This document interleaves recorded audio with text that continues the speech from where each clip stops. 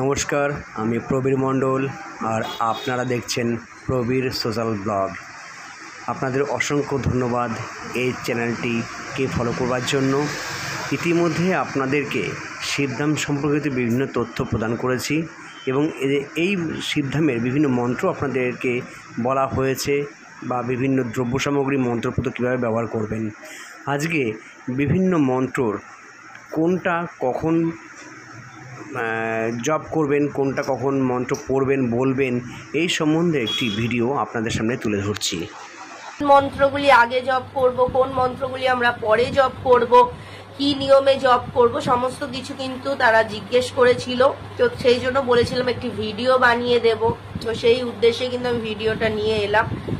তো যেটা হচ্ছে শিবধামে যে মন্ত্রগুলি রয়েছে, এক হচ্ছে আসন বন্ধন মন্ত্র, যেটা আপনারা প্রত্যেকেই জানেন। ওম শাক্রায় ওম ইন্দ্রায় গুরুপীরা নন্দম নমঃ, এটা আপনারা প্রত্যেকেই জানেন, আসন বন্ধন মন্ত্র। তারপর আছে গুরু দীক্ষা মন্ত্র, তারপর রয়েছে মহামন্ত্র, তারপর রয়েছে আমাদের শিবধাম প্রার্থনা, শিবধাম গায়ত্রী মন্ত্র এবং রয়েছে সর্বশেষে শিবধাম গুরু প্রণাম মন্ত্র। তাহলে আপনারা বুঝতে পারলেন। এবারে জিজ্ঞেস করেছে কোনটা আগে পাঠ করব বা কোনটা আগে জপ করব। ঠিক আছে, শিবধাম প্রার্থনাটা তো পাঠ করতে লাগে, আর জপ করার যে বিষয়টা সেটা বলছি।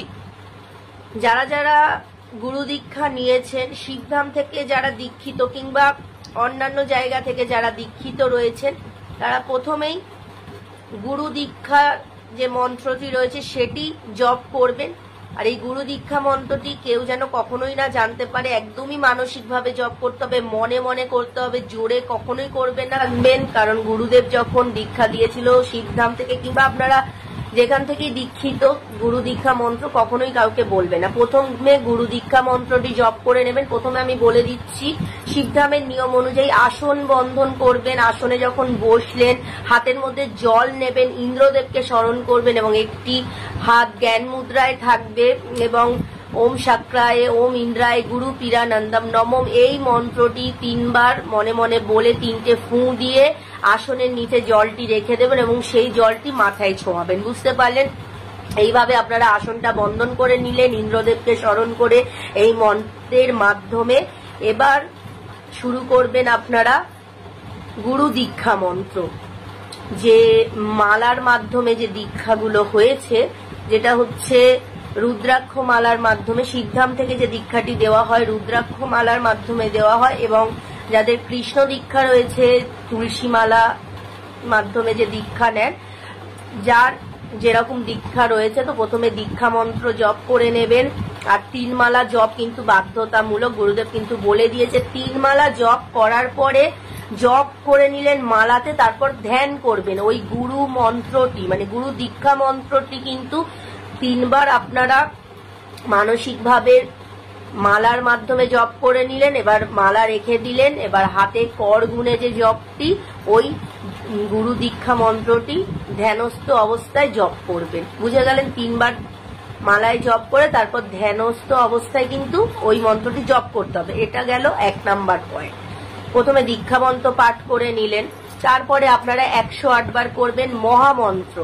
ওম নমঃ শিবায় শক্তিরূপে গুরুপীরা নন্দম নমঃ যে মন্ত্রটি রয়েছে, এটা আপনারা কিন্তু 108 বার জপ করবেন এবং 108 বারের বেশি যদি করতে পারেন খুবই ভালো। তবে কিন্তু শিবধামের মহামন্ত্রের যে নিয়মটি রয়েছে সেটি কিন্তু 108 বার জপ করতে হবে। তার বেশি যত করবেন তত ভালো। ধ্যানস্থ অবস্থায় করবেন। আর হচ্ছে রাত্রে আপনারা যখন ঘুমাতে যাবেন, ঘুমানোর আগেও কিন্তু পরিষ্কার বিছানায় বসে আপনি জপ করে নেবেন।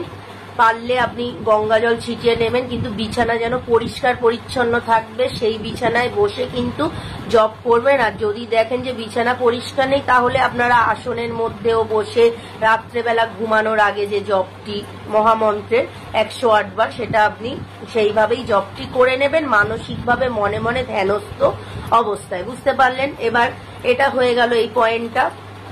তারপরে শিবধাম প্রার্থনা পাঠ করবেন, 3 বার করে পাঠ করবেন এবং আপনারা যতবার পারবেন ততবার পাঠ করতে পারবেন। তো সকালে 3 বার করে নিলেন, সন্ধ্যেবেলা 3 বার করলেন এবং রাত্রে ঘুমাতে যাবার আগে 3 বার পাঠ করে নিলেন। ঠিক আছে, এইভাবে আপনারা 3 বার পাঠ করে নেবেন, বা আরো যত বেশি যদি পারেন তাহলে পাঠ করতে পারেন। যত বেশি আপনারা শিবধামের যে প্রার্থনা রয়েছে যত বেশি পাঠ করতে পারবেন ততই ভালো। তারপরে হয়ে গেল, প্রার্থনার পরে আপনারা গায়ত্রী মন্ত্রটা জপ করবেন। গায়ত্রী মন্ত্রটা যত বেশি জপ করতে পারবেন তত ভালো। আপনারা 3 বার জপ করে নেবেন, সকালে, সন্ধে এবং রাত্রেবেলা। এবার অনেকে বলে যে সন্ধেবেলা পারবো না, তো হয় না, টাইম কাজের সূত্রে। তো বাড়ি ফিরে যখন সমস্ত নিয়ম বিধি করছে তখন এই সমস্ত মন্ত্রগুলো কিন্তু পাঠ করে নিতে হবে, ধ্যান জপ করে নিতে হবে। ঠিক আছে, তারপরে সবার শেষে আপনাদেরকে করতে হবে গুরু প্রণাম মন্ত্র।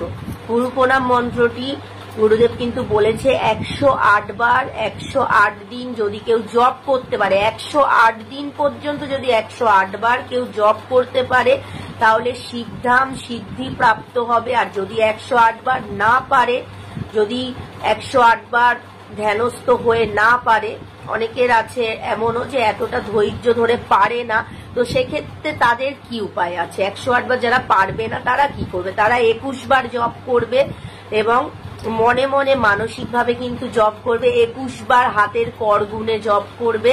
ঠিক আছে, আর সকালবেলা করবে, সন্ধেবেলা, সকালবেলা 21 বার, সন্ধেবেলা 21 বার এবং রাত্রে ঘুমাতে যাবার আগে 21 বার। এইভাবে 3 বার, মানে 3টে টাইমে 3 বার, অর্থাৎ 21 বার করে 3 বার। বুঝতে পারলেন? বুঝলেন না? আমি আবারও বলছি, সকালে 21 বার, সন্ধে 21 বার, মানে 3টে টাইম ভাগে 21 বার। এবার বুঝেছেন? তো এইভাবে করতে হবে। আর একটা বিষয় হচ্ছে, যখন সন্ধেবেলা আপনারা বাবার কাছে ধূপ মোমবাতি দিয়ে আরজি লাগাচ্ছেন তখন কিন্তু আপনারা শিবধামের যে মহামন্ত্র রয়েছে, মহামন্ত্র সাথে কিন্তু 108 বার পাঠ করতে হবে। 108 বার পাঠ করে নিলেন, মানে পাঠ বলছি, সরি, পাঠ না, পাঠ বলতে আপনাকে প্রার্থনাটা পাঠ করতে হবে, মহামন্ত্রটা পাঠ না। মহামন্ত্রটা জপ করবেন মানসিকভাবে, 108 বার মানসিক জপ করে নিলেন। তারপরে আপনারা প্রার্থনা 3 বার, গায়ত্রী মন্ত্র 3 বার, সবার শেষে গুরু প্রণাম মন্ত্র 3 বার জপ করে 3টে ধূপকাঠি মোমবাতি জেলে আরজি লাগাবেন বাবার কাছে, যে প্রার্থনাটা সেটা। বুঝতে পারলেন? কারণ গুরুদেব লিখেই দিয়েছে কমিউনিটিতে যে সব মন্ত্রের শেষে গুরু প্রণাম মন্ত্রটা 3 বার কিন্তু জপ করতে হবে। হয়ে গেল। আর হচ্ছে, যারা 108 বার পারবে না 21 বার করবেন, 21 বার করবেন গুরু প্রণাম মন্ত্র যে নিয়মটা রয়েছে, সকালে, সন্ধে এবং রাত্রেবেলা। আর ধূপ মোমবাতি দেবার সময় যখন প্রার্থনা করছেন, যখন বাবার কাছে আরজি লাগাচ্ছেন, তখন 3 বার করবেন, 3 বার করে নেবেন। তারপরে আপনারা যদি চান তাহলে 21 বার করে নেবেন। ঠিক আছে, বুঝতে পারলেন?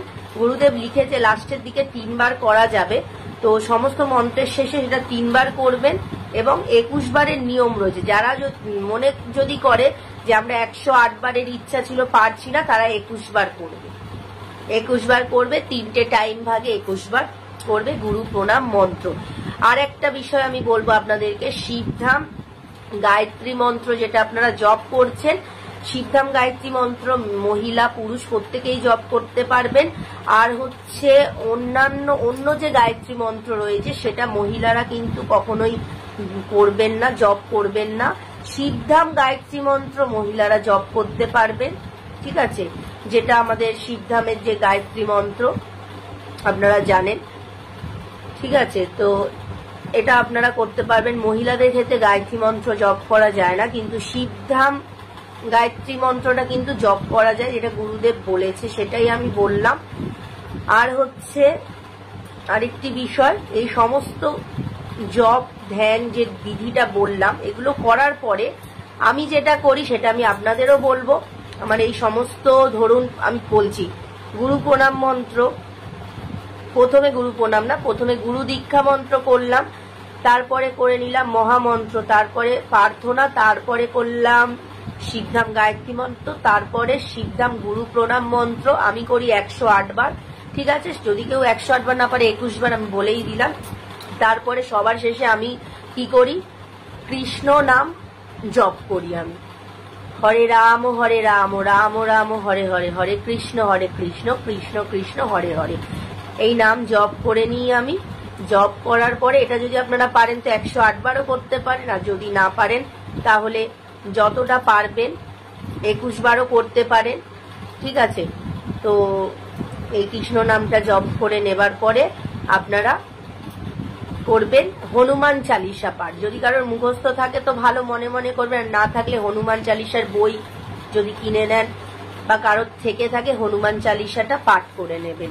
হনুমান চালিসাটা পাঠ করা খুবই ভালো, নিজেই কিন্তু বলে দিয়েছে যে হনুমান চালিসা পাঠ করা যায়। তবে আমি একটা বিষয় বলবো, যেহেতু হনুমানজি শ্রীরামের পরম ভক্ত, আপনারা প্রত্যেকেই জানেন হনুমানজির বিষয়।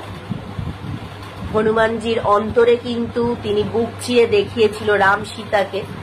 তাই আপনারা যখন হনুমান চালিসা পাঠ করবেন তার আগে কিন্তু কৃষ্ণ নামটা জপ করে যদি হনুমান চালিসা পাঠ করেন তাহলে কিন্তু হনুমানজি অত্যন্ত অত্যন্ত খুশি হয়, খুবই খুশি হয় তিনি, আর ভালো ফল লাভ করতে পারবেন।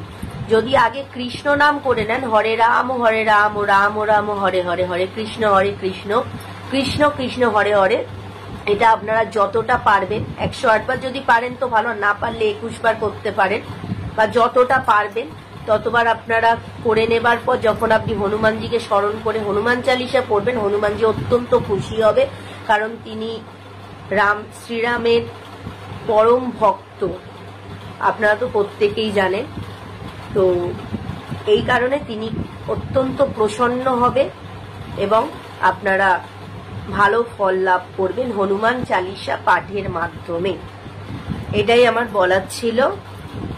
সবাই সুস্থ থাকুন, ভালো থাকুন, এবং প্রত্যেকটা জব মানসিকভাবে করবেন, মনে মনে, এবং স্থির করবেন, মনটাকে স্থির করবেন। যদি স্থির করতে না পারেন তাহলে অভ্যাসের দ্বারা স্থির করবেন, কিন্তু ধ্যান জব বন্ধ করবেন না। এখানেই শেষ করলাম। জয় শিবধাম, জয় গুরু ক্ষীরানন্দের জয়। সবাই সুস্থ থাকুন, ভালো থাকুন।